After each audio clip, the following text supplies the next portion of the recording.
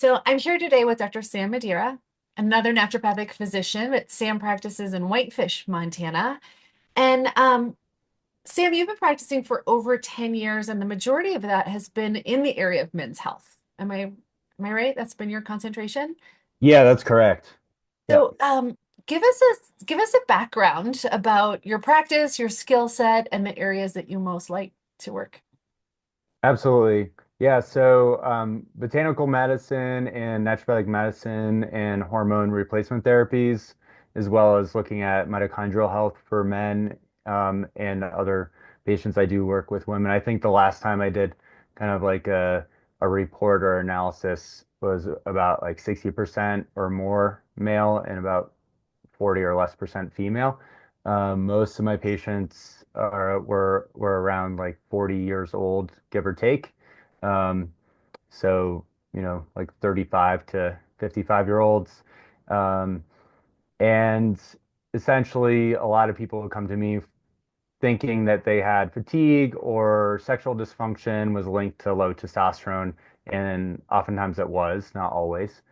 Sometimes it could be like a case where a male patient had like Hashimoto's thyroiditis, which is typically more common for females, but not uncommon in men. So essentially, hormone health for men and looking to optimize that, not always with hormones, but sometimes with hormones and herbs and natural things in lifestyle and had great success and felt like people got what they were looking for from what I heard back from them. So Yeah, yeah. fantastic. So, given this segment of the population that you've really specialized in, I'm curious, like from the man's point of view, what brought him through the door to your office? What was he dealing with that had him say, I think I need help now? Yeah, I think most of them were dealing with fatigue and chronic fatigue, even if they didn't use those words. A lot of men would say, I don't feel like myself. I don't feel like I used to. I lack energy at the end of the day to exercise. I'm having a hard time getting through a work day without a lot of caffeine and or other stimulants.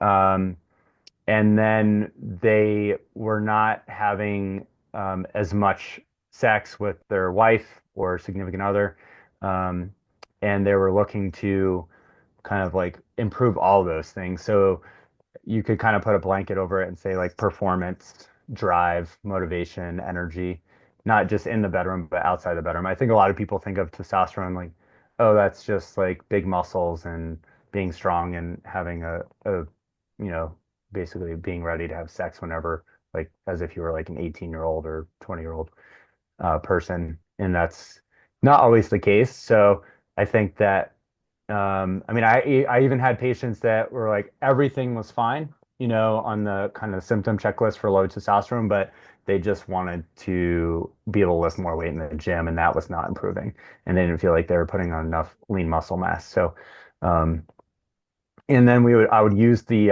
it's called the ADAM questionnaire. It's a adult aging male questionnaire. It's 10 questions and it's an evidence-based questionnaire that has, I think, about like a 30% sensitivity and specificity for hypogonadism in men. And it's questions like, do you feel more tired? Do you feel like you are more moody? Do you have like less motivation? Do you have weaker erections? So it doesn't even use the terminology like erectile dysfunction because where do you draw the line with that, right? So, but that's a questionnaire I would use with all my male patients in their intake forms. And then that gives you a score. It scores for you that if they answer, excuse me, my dog's barking. If if they, um, if they answer yes to low libido and weaker erections, then it's typically low testosterone. So just for the audience, if someone has weaker erections or a lower libido, and then what I've heard is that somebody typically would want to have sex at least, to have a healthy sex life in a marriage, at least twice a week would be like a minimum to be considered like a healthy sex life. So I don't know if we want to put the line in the sand there or more, but um, Yeah. Well, I'm curious from your experience with patients, was that a match for the desire? I mean, conversations that you and I have had is like, how much of this is like this cultural expectation that we're pushing ourselves into? And then what is natural physiology? And I'm curious to hear your thoughts. Like, is this idea that I want to have sex twice a week, like, was that represented in the patients who walked through your door? Or were people like, I'm supposed to want to have sex that much, but I've never wanted to have sex that much? Like, give us a better sense of what you've experienced from men talking about sexual desire. Yeah, I think that there was instances where they felt so tired or drained from work that they didn't have any desire there. And kind of in my conversations with men in my practice and then podcasts that I've done with sex therapists is that typically, of course, a sex therapist is going to see a certain demographic. So of course this is going to be biased, but what they reported to me is that every couple has a mismatch in libido, and sometimes it's lower libido for the male or the female partner, or if it's male partner with male partner, a male person, like a gay couple, there can still be a mismatch in libido. And I think that working through that is the core, but figuring out your hormone health first, it could be things like do they have low cortisol and et cetera. But I think most guys would say, I want to have more sex. I think about it, but I don't, there's not like anything after that. You know what I mean? Like it's a thought. I would like to do it, but I don't have the energy, the drive, or we're not even making time for it because it's like the kids and the work and then it's kind of like, okay, let's just go to bed. Or like the workouts take precedent. So they're kind of like burning the candle at both ends with their work life and their family life, and then there's no time. And then when you listen to like more kind of famous therapists out there on social media, like Esther Perel and like people like that people may know about or hear about out there, they would say like schedule that, you know, like scheduled time. It doesn't necessarily have to be that the outcome will be sexual intercourse per se, but it would be like time to be intimate, like cuddle, like kiss, make out, like watch a movie and hold hands, like stuff like that. And I think a lot of people who are adults and they have a lot on their plate with their all those things that I mentioned, like kids, work, feeling like they need to do all this other stuff to stay healthy, drive the gym, drive home, they worked 10-hour day and they're just fried, are not thinking that they need to schedule time to be close physically with their significant other. And then there's kind of like this, they're kind of shitting on themselves like, well, we should do that because we used to do that, but we are not making time for it anymore. We're filling our schedule with all this other stuff. So, and So when you see yeah. that in your practice, would you give that would you give that recommendation to schedule it and make it a priority? And if so, how is that received?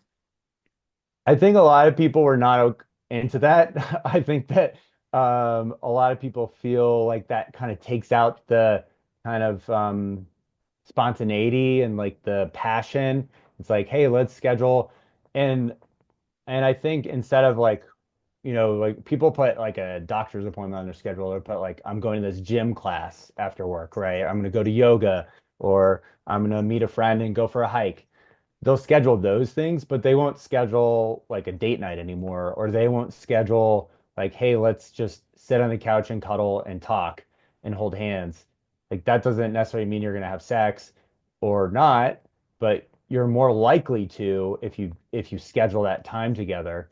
And I've even heard other psychotherapists who are like have a big name out there say like, hey, if you are in a long-term committed relationship with someone, you should have like one date night. It doesn't have to be date night, but like time together one-on-one a week, and then one night a week as if you cohabitate that you're or even if not, you're talking about like the business of being a couple. Like, hey, we're planning this trip, like what are the logistics of that? So that the rest of your time you don't have this kind of everything kind of like bleed together, and then all that stuff gets pushed to the side, and then in 3 to 10 years you're kind of like, hey, I don't even know this person anymore, because you prioritize everything else before your ability to connect. But I do think that people are not used to that concept of scheduling time to be, I don't know what word I would use, like intimate or like just time to be together, you know? And Mhm. then if you have that passion and that's there, that's when having both people in that relationship have their hormones checked, you know?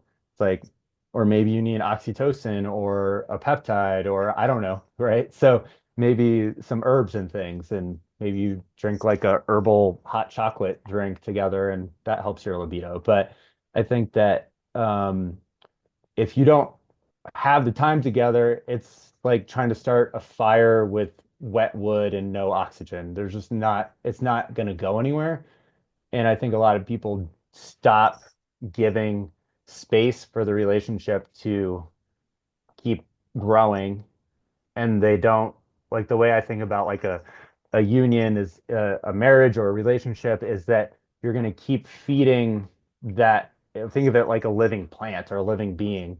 You need to keep watering it, keep fertilizing it, and keep giving it the things that it needs to keep growing and evolving, and also be okay with letting it evolve in ways that you're not going to be able to see. Like you can't foresee that it's going to need to go that way because you can't foresee like, hey, like one of our parents is sick with cancer. Like now we're going to have to like re kind of calibrate how we do things. Like, do we need to, one of us need to go stay with them for a year? Or do we need to move closer to them? Like, what does that look like? But if you don't have those things already set up with weekly meetings and weekly time together, it's going to be really hard when life on life's terms kind of hits you like right in the face to be able to show up for that. And then the sex stuff and the libido stuff is going to be it's already on the back burner if you don't plan for that. And then when life happens, it's going to immediately go away. You know what I mean? So, Okay, so I mean, I totally agree with you, right? Like if we don't make something enough of a priority to put it on our calendar, then we're kind of leaving it to chance. But I'm curious, right? Like for these men who walk through your door and they're like, Doc, I don't want to, or even if I want to, it doesn't quite work. Um, what does your process with them look like? How much are you inquiring in those areas versus looking at metabolic health first or environmental influences? I'm pretty sure if I would guess, you're not going straight to testosterone replacement therapy with the majority of your people, even if you end up there. So tell yeah. us how you kind of break down evaluating the cause so that people know where in their own lives they might look for solutions. Absolutely. So with the intake, there's questions and questionnaires in the intake forms about like different hormones, like thyroid hormone, adrenal hormones, testosterone, questions about immune health, questions about environmental exposures, mold exposure, because those can disrupt hormones and hormone receptors.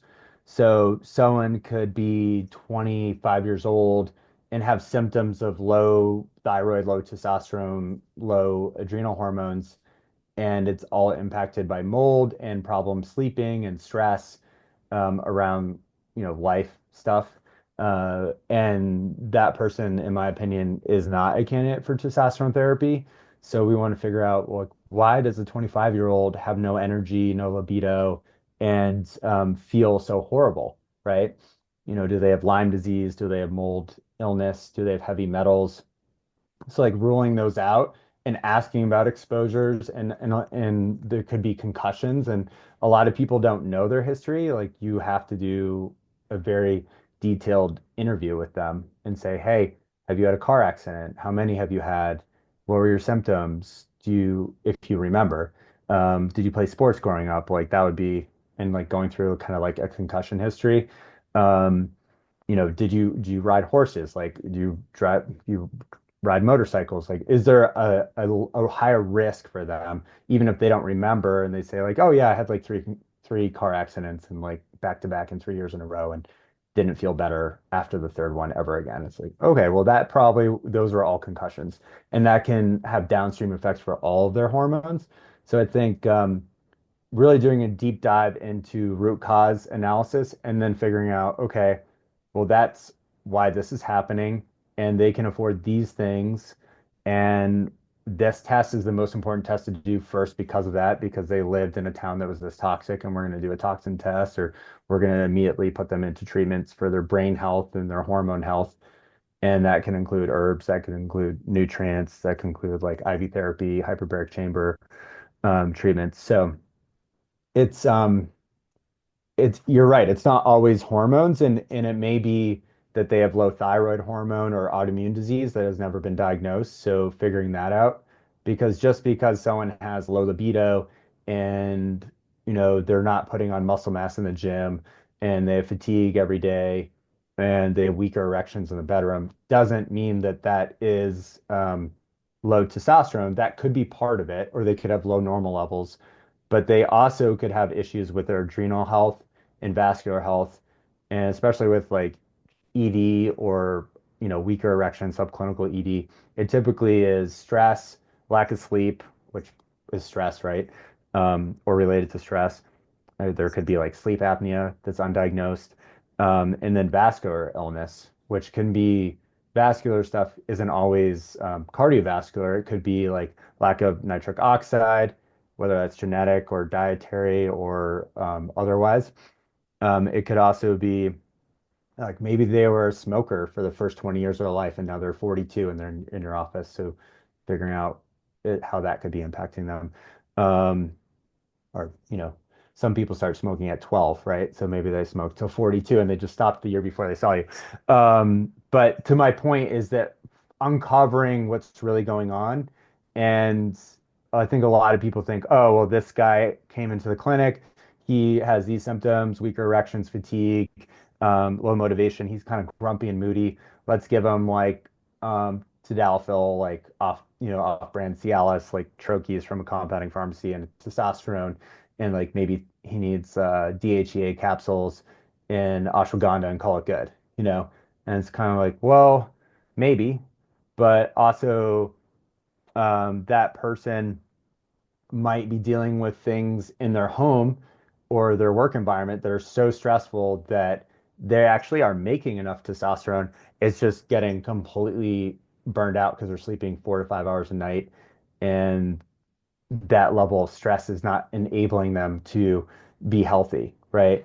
So, or they have tension in the relationship and they need to go to therapy on their own or with their significant other, and that tension in the relationship is causing so much stress that they don't actually want to have sex with that person anymore, but they see it as like a problem with them, where they may internalize it or externalize it depending on their personality and say, okay, well, I have a low libido, but they Wait, really have can I they have stop you right there? yeah, Because yeah, yeah. what you just said, um, honestly, I don't know that I've ever heard a male express that. Um, and it's a bit of a relief. Like I'm like, wow, I don't treat a ton of men. I treat far more women than men. So that could be part of it. Maybe you're like, you have it. Like I hear this a lot.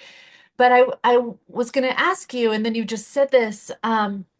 It's so common for women, like something that I hear a lot with women come in and they say, I have no libido and it's a problem in my relationship.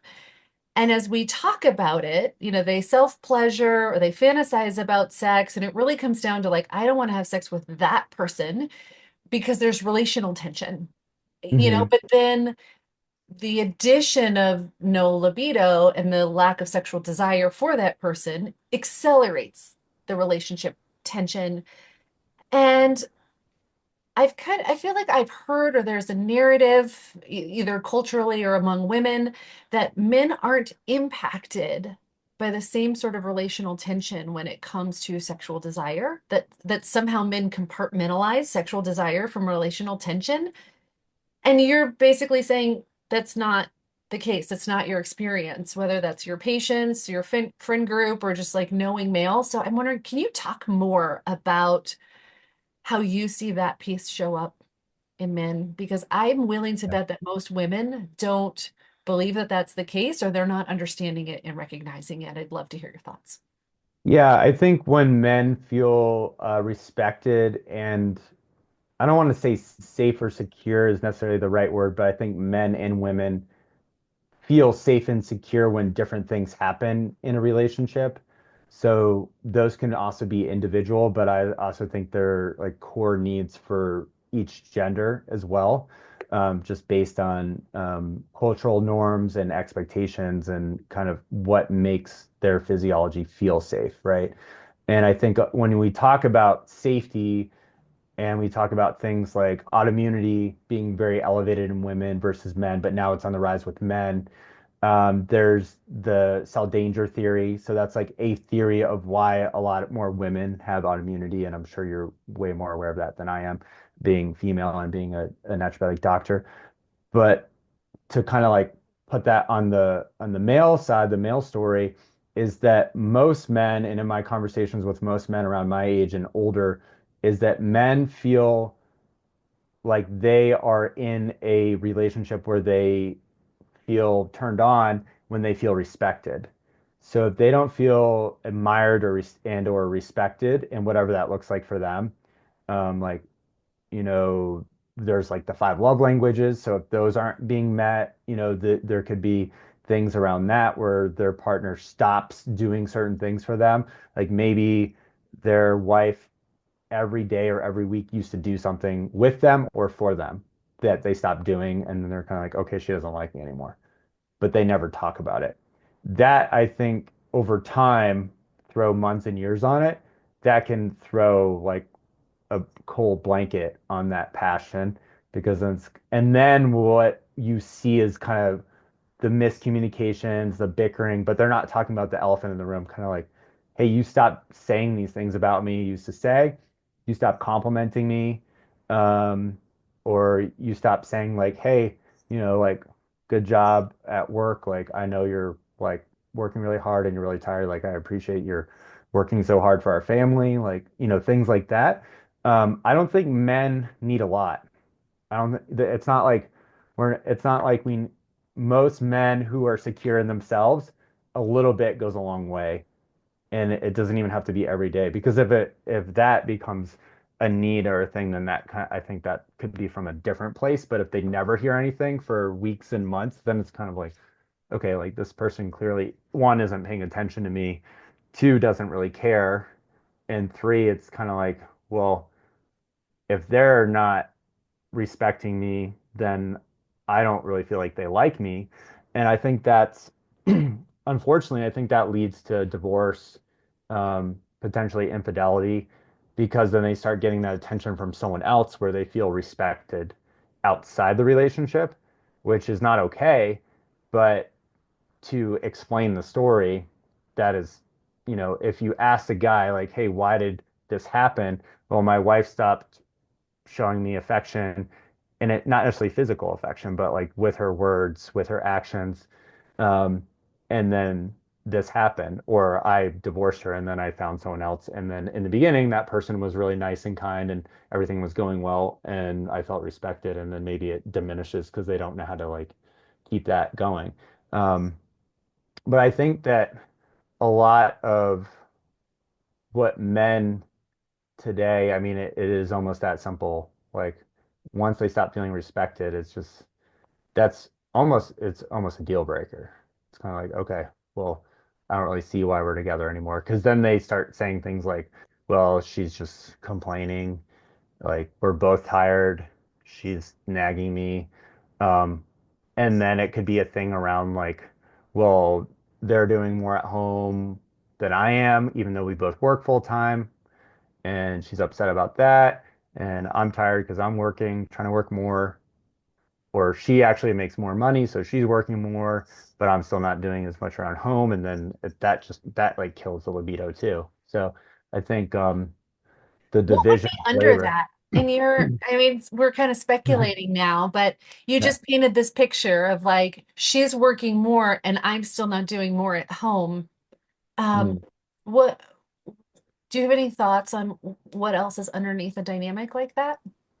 I would imagine the reason I'm asking is because as a female, I'd imagine it's really hard to find a lot of respect and admiration if Yeah. I'm both working harder outside of the house and inside of the house. Yeah. I was just watching a video and I don't even know who it was. It just showed up in the feed on Instagram this morning. And a female was like on a podcast and she was saying in her last two marriages, she was the breadwinner and she worked more and it created resentment in the relationship because the she felt like she had to be inner masculine all the time and she could never come home and relax and be in her feminine, and because of that the relationship was killed.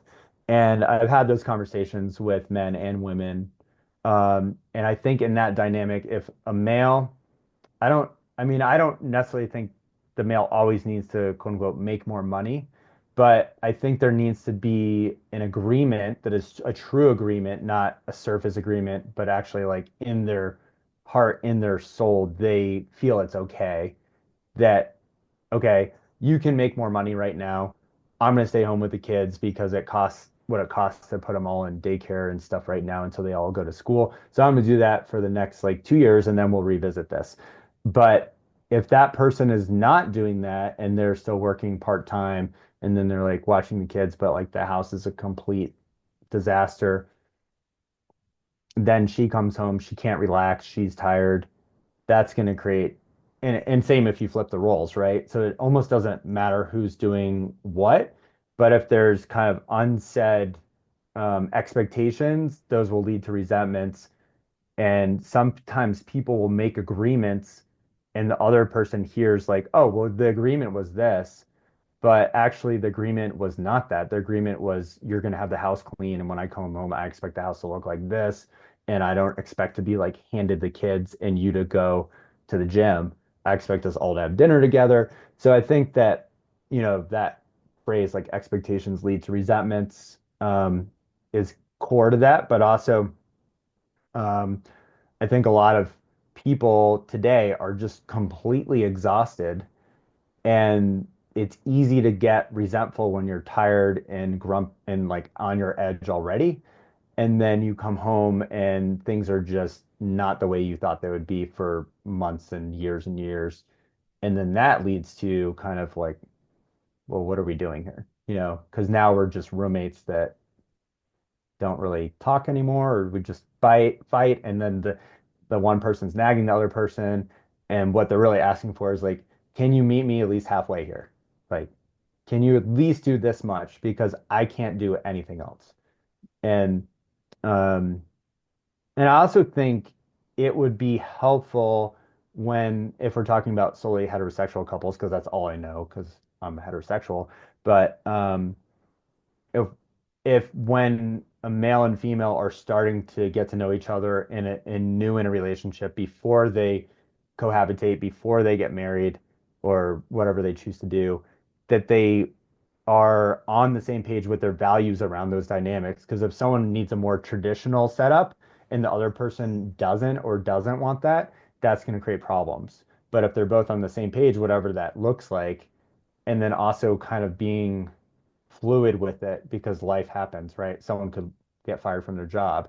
So if you're truly in a marriage, a long-term relationship with agreements, then you have to understand that people are going to have things happen that are unexpected, and you have to be willing to be flexible to kind of be dynamic around that. Like, okay, like what are we going to do now about this?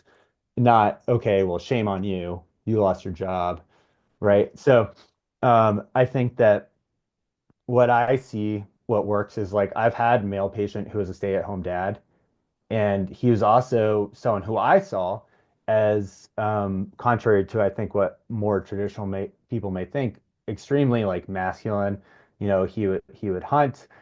He would go like fix his friends like houses and remodel people's homes occasionally and stuff like that. And he was like on point with the kids. And he and his wife had decided like she had this great job with benefits, so she was going to keep the job and he was going to watch the kids, right? And what I heard from him was it gets tiring being a stay-at-home parent. And you would hear the same thing, and whether it was male or female. So I think that people need to understand that there's like a fatigue factor with both, right? And both people need to understand like what they're signing up for when they do that to the best that they can to be like compassionate for the other person too, and kind of say like, hey, you need a break from the kids. Like, why don't you go hang out with your friend for Saturday afternoon or something, and I'll be with them, right? Yeah. But it's always kind of like leaning in towards a person versus I think once like John Gottman and the Gottman Institute talks about like the four horsemen, like criticism, contempt, like all those things. And when those things start showing up over and over again, then you know things are falling apart. And that bleeds into things like libido, feeling like why would someone want to be intimate with someone if they're like constantly criticizing them, have contempt for them, they're not respectful to them, whether it's a male or female person. That's basic like human nature. You don't feel comfortable, you know, you're not going to feel like a strong person around them.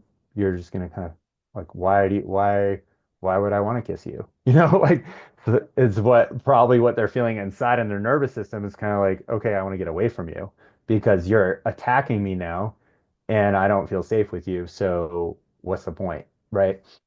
So I think that I went to like only one A for M conference in 2016. I remember that a doctor there said, before you have your patients go to couples therapy, make sure you check both their hormones and optimize their hormones. And that doesn't necessarily for the audience mean hormone replacement therapy, but it could mean, hey, let's look at thyroid, adrenals, reproductive hormones, oxytocin, like let's look at all those things and optimize them, improve them, work on stress, figure out where the stress is coming from.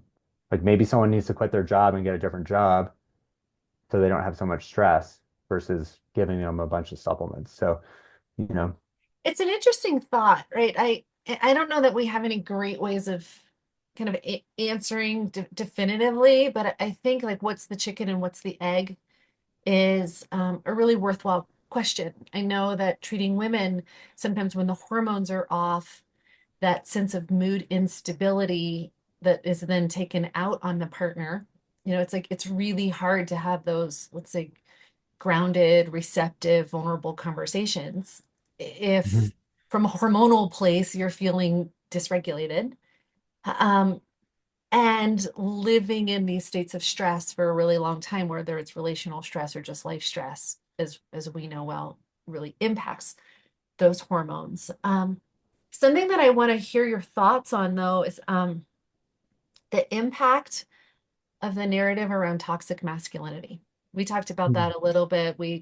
Sam and I both spoke at a conference last fall, and that's how we got to know each other better. But that's something that we talked about there, and I'd love for you to bring that conversation here. Like for the men that you treat, for the men that you know, how do you see that getting internalized? Yeah, um I think there truly is toxic masculinity and toxic femininity. And I think it is from a idea or archetype that people, when they look back in time, whether it's the 40s or 30s or 20s or like the Gilded Age, and they look at the way things were from a filtered rose-colored glasses lens with male and female like couples or marriages and how things were. And I think they kind of overlay that on how things are today without taking into account like historical significant changes for both genders over time. And I think there are things there that, from like without using the word toxic masculinity, like truly being masculine, I don't think is toxic because men and women can be masculine or feminine. Um, And we all have masculine and feminine kind of energies or traits in all of us. And I think integrating that internally is everyone's own work, and knowing when to be um, soft or gentle and nurturing isn't necessarily feminine or masculine, but it could be depending on how it's delivered. And that's especially if you're a parent or you're a teacher or you're working with people in like a healing community, you need to have those like abilities, right? So I think that when people shut down parts of themselves and they're disintegrated into a whole person internally, that's when it becomes toxic. And toxic people or toxic masculinity are people that are unsafe to be around. So they may be kind of like look at women as objects. They may not respect certain men and certain women, right? They may look at like certain career paths as like disrespectful. Um, and kind of like there's certain traits that you may see there. They may not be people that both men and women who are not toxic want to be around because they're just obnoxious or self-serving, self-centered, arrogant, maybe narcissistic in ways. So I think that we all know or have heard of people like that or seen people like that out in the world, and they're hurt. Those people are hurt. They need help, um, and they've been misguided. There's like a misguided image or that they think they're supposed to be. They think that that is masculine. And like one thing that I think is not okay is like talking down in a discouraging way about women as a man is like a no-go. It's like that's just not respectful. Um, no matter what their past was, right? So I think that's could be construed as part of toxic masculinity. I know a lot of people are like, there's no such thing as toxic masculinity. I mean, you could just say like toxic traits across genders, but if we're going to use that term, for lack of a better term, and I think that there is positive masculinity, but what has happened is that a lot of people who have, whether they're male or female, have had abusive relationships with men, whether it was their own father or uncle or past friends or significant others or whatever, they have that imprint of that experience of someone who's super toxic and very unsafe um, on them, and they kind of see all masculinity as toxic. And I think that is damaging to men who are not toxic. And I think most people, most men out there are not under the umbrella of toxic masculinity. I think it's a probably like 2 to 6% of the whole world population, if that. I don't know where that came from. I've heard some numbers out there, but I think what happens is like one bad apple spoils a bunch, right? So it's like growing up, I would hear things like, well, boys will be boys. It's kind of like, well, what does that mean? Are you condoning that behavior, or are you just saying all boys are bad? Like that's confusing to hear as a boy growing up. Boys will be boys. Like, oh, he got in a fight again. You know, um, and I think that if there's more healthy masculinity to guide boys to learn how to be men, and that's like what I talked about at that conference in October that we were both at, and help with like there used to be male initiation rites and stuff like that, and help them understand how to be not just a stand-up person, but a polite person, someone with character, someone who, like, even if they're having a hard time, they're not going to make it everyone else's problem, right? Um, because that's just not what adults do, right? So, like, if I'm having a bad day and I go to work, I'm not going to make it everyone else's problem. I'm going to, do my job, do the best I can, and figure it out with the people that I need to figure that out with. Um, so, but also I think part of toxic masculinity is why there's so much heart disease for men and other diseases because they just shove it down. They don't go to the doctor. They don't ask for help. The pride is in the way. They minimize their symptoms and they minimize and procrastinate on their health. And there's like, it's not a big deal. It's not a big deal. Or they're like, this is just what it means to get older. And I hear that all the time with male patients. I've seen patients that, they haven't had sex for 12 to 15 years and they're married. They haven't had an erection for 12 years. ever. Like not a morning erection, not on their own, and it's mind-blowing. And to me, as a physician, that's a sign of vascular illness, most likely, and probably a lot of other things, maybe heavy metal toxicity, hormone deficiencies, probably adrenal dysfunction. Um, their nervous system is probably shot. So they've waited that long, and there's a point of no return, right? Where like Viagra and Cialis don't work. And then, you're doing like trimix injections into the penis to get an erection, right? But to my point is that's part of like I think toxic masculinity starts with a child being an infant. And when that child starts growing and developing and they start walking, they fall, and how you respond when the child cries, how you do like sleep training or not, all those things for boys and girls, but we're talking about boys and men. And there's books on this by psychologists, like Boys Don't Cry is one book. There's a book by Terrence Real. I don't want to talk about it. It's a great book. And there's this covert and overt male depression where they just shove everything down and put a lid on it. And where does that come out? Right? Because if you grow up in certain communities, that comes out with you fighting with the guy at the bar when you're 22 years old and you're senior year of college and then getting kicked out of college because you just like put three people in the hospital. So what does that look like for that person?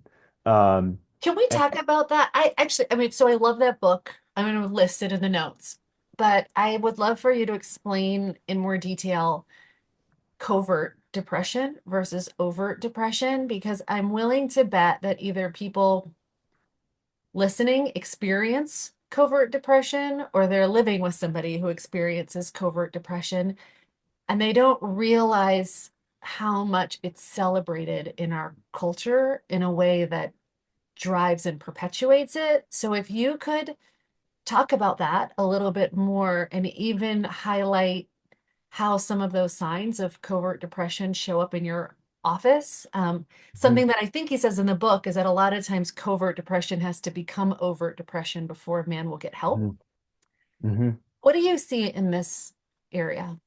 Brene Brown was talking about how um, she was doing a book signing and she had a mom and the daughters all get her book signed by her, and then the husband came over and said, "That's great that you do all this talk about women. What about men? Have you done any research on men?" And she said, "Well, I don't research men, only women." And he was like, "Well, that's really convenient because if I fall off the white horse, the hypothetical white horse or the metaphorical white horse that they see me on, and they would rather see me dead than suffering and struggling." And I think that's a lot of the plays into that depression, into that covert depression where I've been personally in serious relationships with women where they're like, "Why are you crying while we're watching this movie?" I'm like, "Well, this reminds me of a friend that died. Like, can you have some compassion?" Like, I'm not crying because we're watching like something that has nothing, it's completely related, right? So I think that conditioning for both boys and girls growing up of like boys don't cry plays into that, shoving it down for years and years and years. And Terrence Real talks about it's all related to shame, and shame is related to addiction, and that plays into like men going out and drinking with their buddies and they're not talking about it. And I've had And even conversations. the workaholic piece, right? That Yeah, like yeah, leads to all the yeah. stress and everything else is Yeah, in yeah, there. no one wants, and the other thing is there's kind of like I've heard this in the last 2 years, there's like the rule of men is that you don't, and I have no idea what it's like to be a woman. We're only talking about men right now. So I'm sure it's very hard to be a woman in today's world and historically for sure. But you don't talk about what it's like to be a man with even with other men. You don't talk about how it's hard in any way.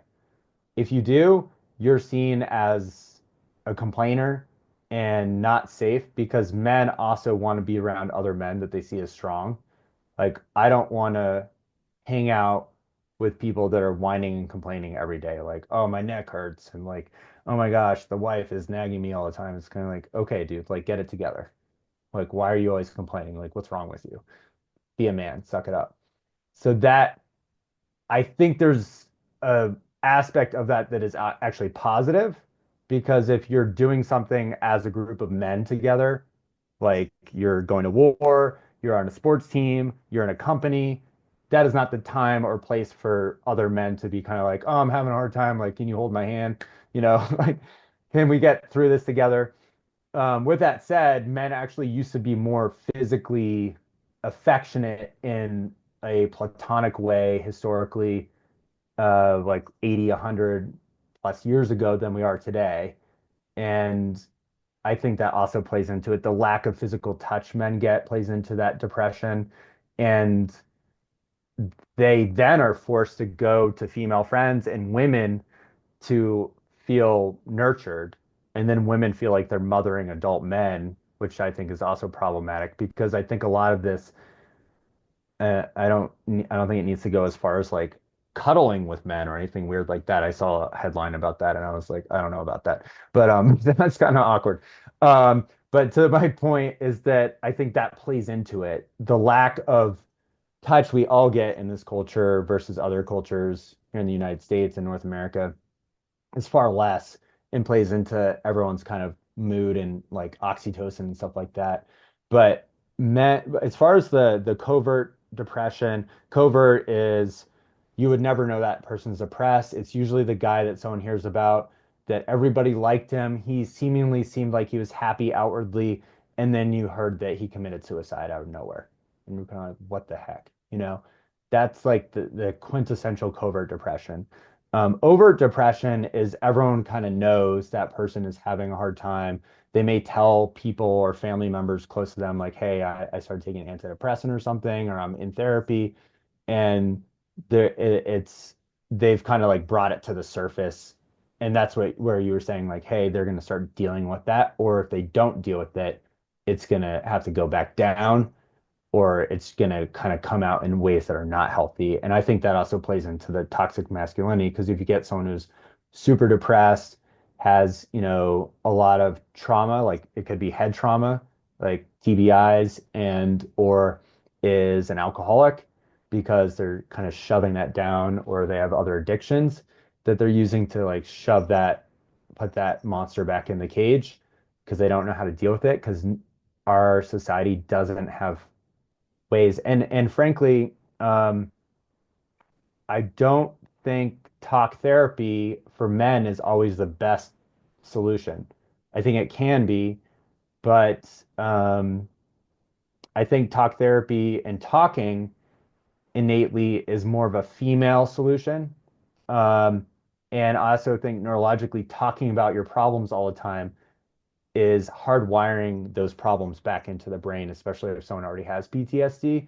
So what you're doing is you're training the brain to say, there's something wrong with me, there's something wrong with me, there's something wrong with me. And then the person leaves every session thinking, okay, like I'm damaged. And What do you think are some solutions? yeah, I think doing things that make them feel confident in like they're achieving something, whether that's physical activities or certain hobbies that they used to do that they know they're good at. Um, Men like to feel like they're good at something and successful. So success could mean a bunch of different things. It could be like woodworking, it could be completing a project that they haven't been able to complete. It could be getting a raise at work, but that's usually, it could be like going hunting and like, bringing home an elk or something like that is going to make them feel fulfilled. It may not hit that depression, but they may need to look at other things. If their brain is off, looking at brain Well, chemistry. around the balance here, right? Because it's like I hear what you're Yeah. saying. Yeah. Do something where you feel competent, do something where you feel successful. And I find myself curious, like, does that drive the workaholism, um, overachieving or in Missoula, I train a lot of endurance athletes, and it's like, okay, well, if you're running 100 miles, like, are you running from something, or are you, Right. so Yeah. like, when Yeah. does the therapeutic outlet become part of the problem, Yeah. the mechanism of Yeah. avoidance? And I actually Right. even find That's myself a good question. wondering. is that even a female perspective? Because, Mm. I'm oriented towards talking. So is that me making your natural coping mechanism wrong, or is there a problematic dynamic? I think that there could be talking, and maybe it's around a campfire or it's like on a hike.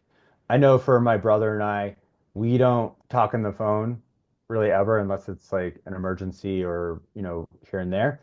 Um, but when we're together, we're skiing or hiking, we talk about everything going on in our lives.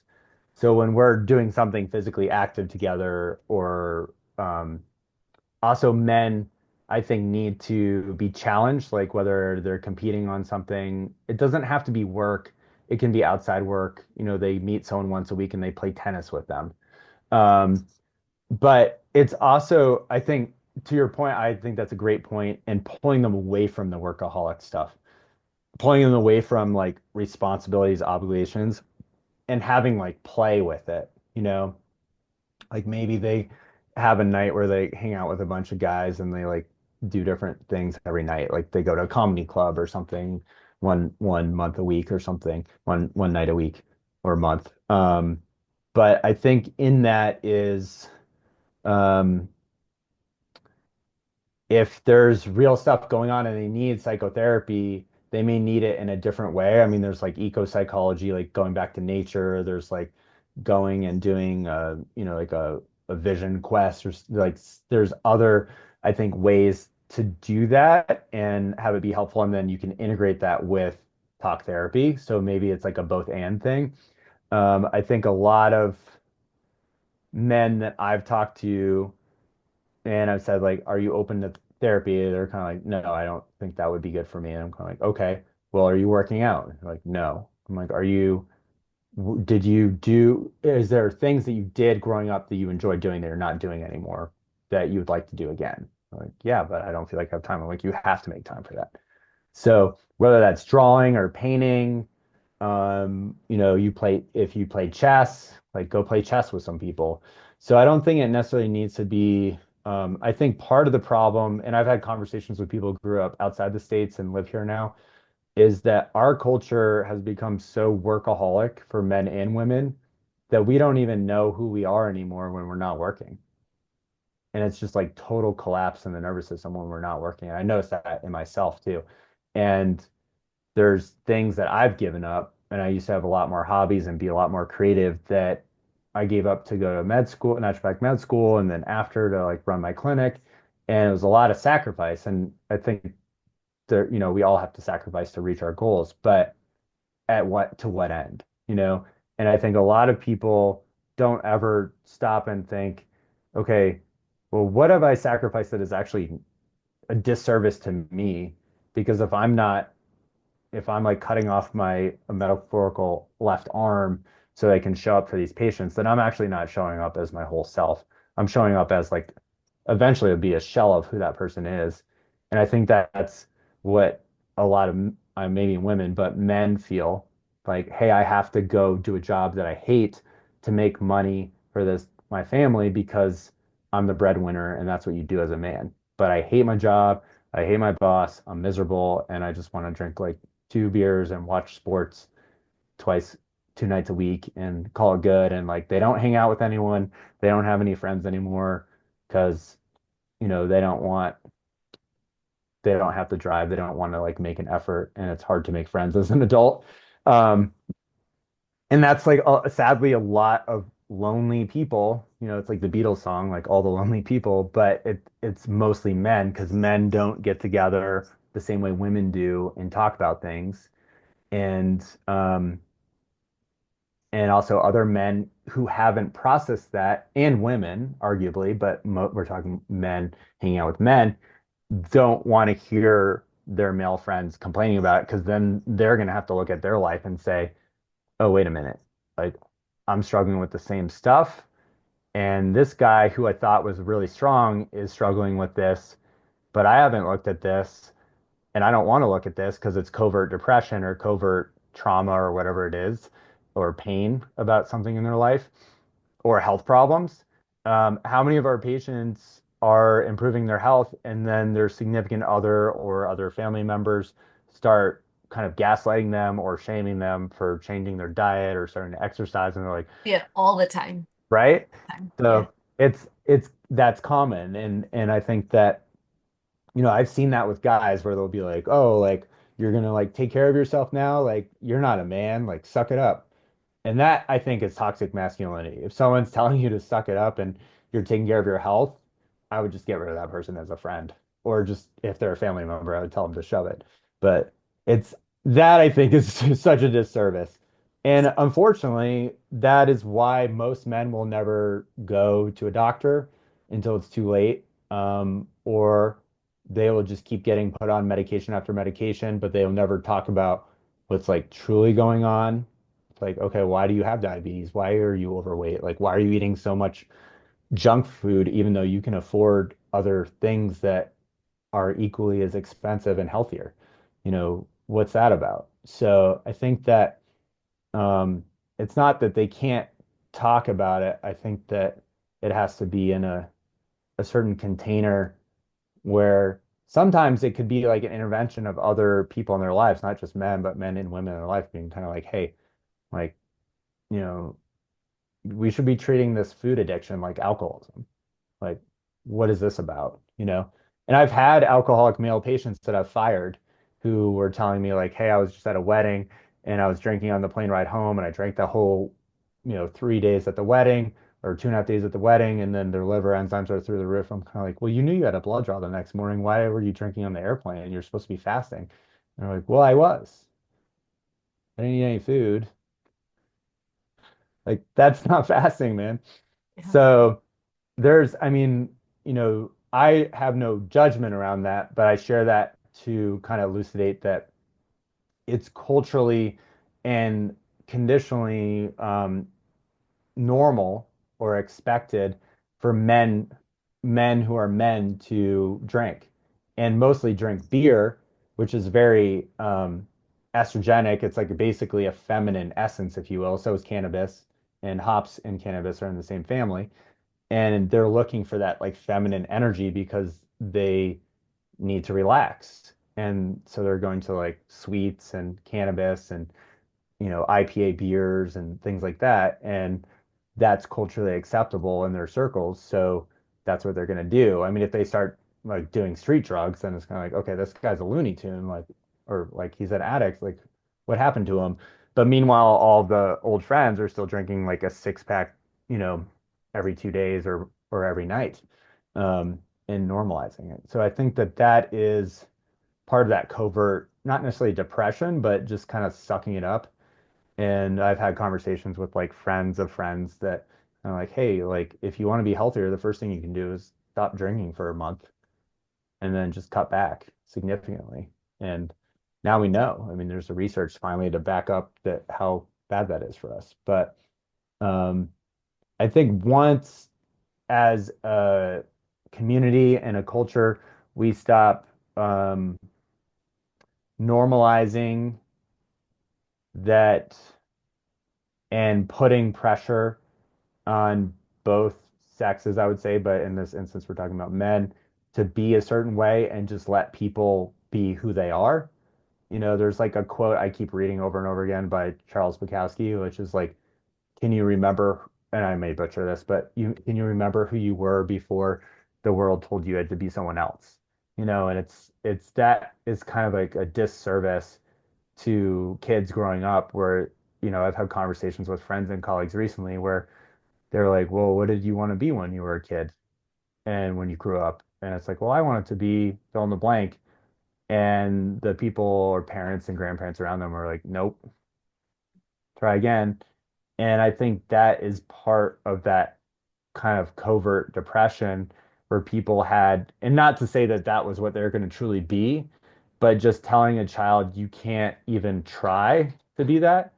Um, and then maybe it's something like completely obtainable. And we don't know what the world's going to look like for kids later. So it's I think that those kind of like limitations on people's mindset are passed on, and I think that leads to this kind of bottled up tension, and then people pick a job where they think, okay, well, this will allow me to be the breadwinner and the man and of the house, and they kind of inherit old beliefs from family members, which some may be actually very helpful or positive or beneficial, but others may be leading towards their own um, mental health demise and physical health demise, where they're just kind of like, oh, I'm just going to shove down all that stuff, you know. So it's an interesting thing because men don't, it's not seen as masculine to ask for help. So that's the catch 22, right? So where does that, if they can't get past that, then they can't really get very far in improving either their mental health, their brain health, or their physical health, because it's all tied together. So let me ask it this way, Sam, and see, because it was great. It's like such an illumination of like where we are as a society right now in its beauty and agony. But let's just say for the female partner whose husband, boyfriend, whatever, doesn't matter, the man she wants to sleep with has lost touch with his own sexual desire in the midst of that vivid picture you just painted. What is the best way for her to approach him in order to encourage him to get support or help or to address that? What might penetrate the wall against listening Mhm. and wouldn't sound like criticism or complaint? Yeah, I think uh, coming from a place of support and in the way that in the tone of the voice and being kind of like calm and just saying like, "Hey, I'm here for you." And also, I see this is what I see, observing as someone who really cares about you, and I remember you being happier, or I remember you being more social, and I'm concerned that that may be a sign of something else, and I'm here for you when or if you want to talk about that, or if you want me to like hear what's going on with you around this. I think it's hard if someone doesn't even recognize it in themselves, like they could be in denial, right? Um, but not coming from a place of like, hey, you used to be more involved with the kids or the house, or it's kind of like, hey, listen, like you seem like you're freaking miserable. What's going on? Like I'm worried about you. I care about you. And letting them, when they're ready, share what's going on. If it is like truly that bad. If you see like the beginning signs of it, I think that it's good to just talk about it as soon as possible. And kind of like what we talked about in the beginning, if you have those kind of like weekly meetings and time together, the couple would be able to see that, hey, listen, like you seem off. Like I can't connect with you the same way. Or you're kind of ignoring things that you didn't used to ignore with us and or the house or you you seem like you're really down. Like what happened, you know? So, and maybe it's not depression, maybe it's something else, right? But um sexual dysfunction is a sign of depression, right? Or can be.